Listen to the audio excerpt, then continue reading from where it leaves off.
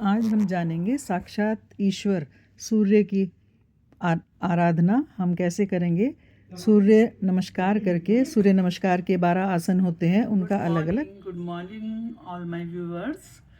तो आज हम बात करेंगे जो हमारे ईश्वर हैं। और ईश्वर कौन है? जिसको हम बहुत ज़्यादा मानते हैं, अपने मन में ध्यान करते हैं और हमें हमारे साक्षात सर्वव्यापी ईश्वर सूर्य देव अटूट विश्वास होता है कि जो ईश्वर करेगा वो ठीक ही करेगा। तो हम मूर्ति पूजा करते हैं।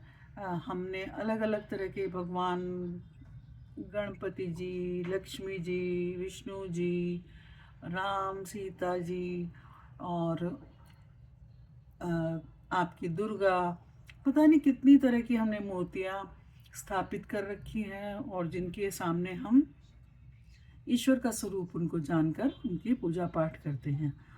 तो वो तो हैं ही, ईश्वर तो सर्वव्यापी है, सब जगह हमारे अंदर, हर इंसान के अंदर ईश्वर का जो है वास होता है।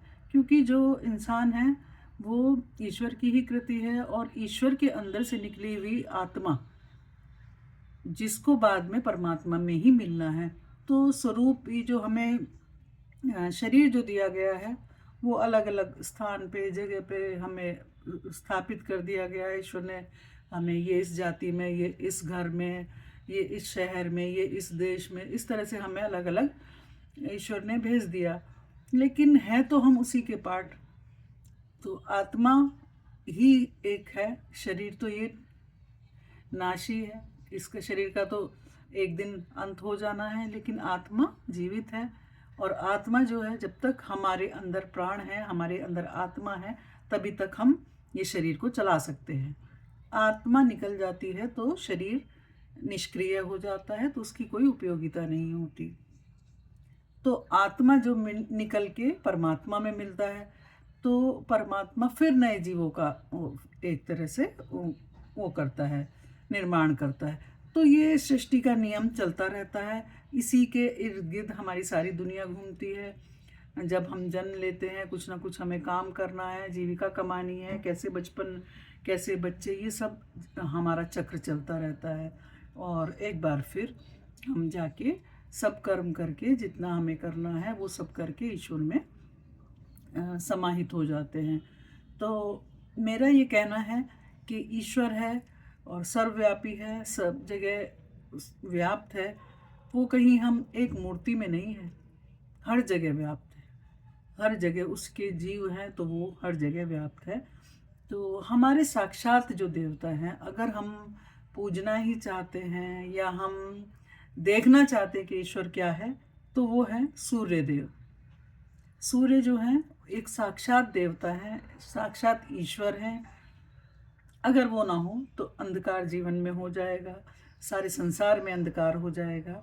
और जब सूर्य उगता है तो वो हमें प्रेरणा देता है कि सब उठ जाएं और अपने दैनिक कार्यों में लग जाएं, जो उनके कर्तव्य हैं उनको पूरा करें। और जहाँ शाम हुई, चंद्र देवता जो शुरू हुए, तो हमें वो कहते हैं कि पूरा दिन तुमने काम किया है, अब विश्राम करो।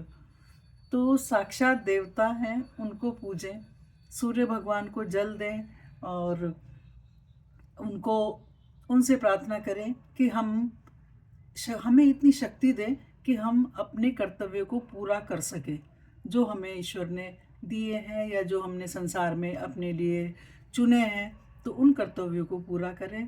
तो मेरी सभी से प्रार्थना है कि सूर्य देव को एक लोटा जल देकर और सूर्य नमस्कार करके, सूर्य नमस्कार पूरा योग है, तो सूर्य नमस्कार में 8 आसन वो आप करें, सूर्य भगवान को जल दें, प्रातःकाल उठें, नित्य क्रम से निवृत्त होकर स्नान आदि करके सूर्य भगवान का ध्यान करें और फिर सूर्य नमस्कार आसन करें, जिससे कि आपकी शरीर की पूरी जो हेल्थ है, ओवरऑल हेल्थ अच्छी रहेगी।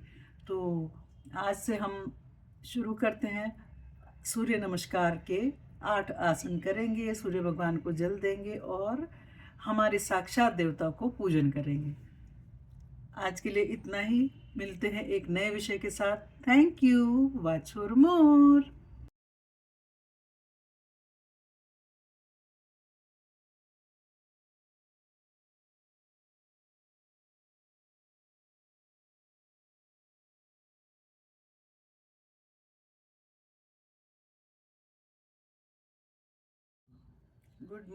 Good morning all my viewers. तो आज हम बात करेंगे जो हमारे ईश्वर हैं। और ईश्वर कौन है?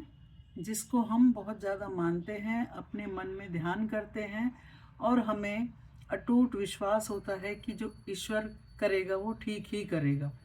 तो हम मूर्ति पूजा करते हैं। हमने अलग अलग तरह के भगवान, गणपति जी, लक्ष्मी जी, विष्णु जी, राम, सीता जी और आपकी दुर्गा, पता नहीं कितनी तरह की हमने मूर्तियाँ स्थापित कर रखी हैं और जिनके सामने हम ईश्वर का स्वरूप उनको जानकर उनकी पूजा पाठ करते हैं। तो वो तो हैं ही। ईश्वर तो सर्वव्यापी है, सब जगह हमारे अंदर, हर इंसान के अंदर ईश्वर का जो है वास होता है। क्योंकि जो इंसान है वो ईश्वर की ही कृति है और ईश्वर के अंदर से निकली हुई आत्मा, जिसको बाद में परमात्मा में ही मिलना है। तो स्वरूप ये जो हमें शरीर जो दिया गया है वो अलग अलग स्थान पे, जगह पे हमें स्थापित कर दिया गया है। ईश्वर ने हमें ये इस जाति में, ये इस घर में, ये इस शहर में, ये इस देश में, इस तरह से हमें अलग अलग ईश्वर ने भेज दिया। लेकिन है तो हम उसी के पार्ट। तो आत्मा ही एक है। शरीर तो ये नाशी है, इसका शरीर का तो एक दिन अंत हो जाना है, लेकिन आत्मा जीवित है। और आत्मा जो है, जब तक हमारे अंदर प्राण है, हमारे अंदर आत्मा है, तभी तक हम ये शरीर को चला सकते हैं। आत्मा निकल जाती है तो शरीर निष्क्रिय हो जाता है, तो उसकी कोई उपयोगिता नहीं होती। तो आत्मा जो निकल के परमात्मा में मिलता है, तो परमात्मा फिर नए जीवों का एक तरह से वो करता है, निर्माण करता है। तो ये सृष्टि का नियम चलता रहता है। इसी के इर्द गिर्द हमारी सारी दुनिया घूमती है। जब हम जन्म लेते हैं, कुछ ना कुछ हमें काम करना है, जीविका कमानी है, कैसे बचपन, कैसे बच्चे, ये सब हमारा चक्र चलता रहता है। और एक बार फिर हम जाके सब कर्म करके, जितना हमें करना है वो सब करके ईश्वर में समाहित हो जाते हैं। तो मेरा ये कहना है कि ईश्वर है और सर्वव्यापी है, सब जगह व्याप्त है। वो कहीं हम एक मूर्ति में नहीं है, हर जगह व्याप्त है। हर जगह उसके जीव हैं, तो वो हर जगह व्याप्त है। तो हमारे साक्षात जो देवता हैं, अगर हम पूजना ही चाहते हैं या हम देखना चाहते हैं कि ईश्वर क्या है, तो वो है सूर्य देव। सूर्य जो है एक साक्षात देवता है, साक्षात ईश्वर है। अगर वो ना हो तो अंधकार जीवन में हो जाएगा, सारे संसार में अंधकार हो जाएगा।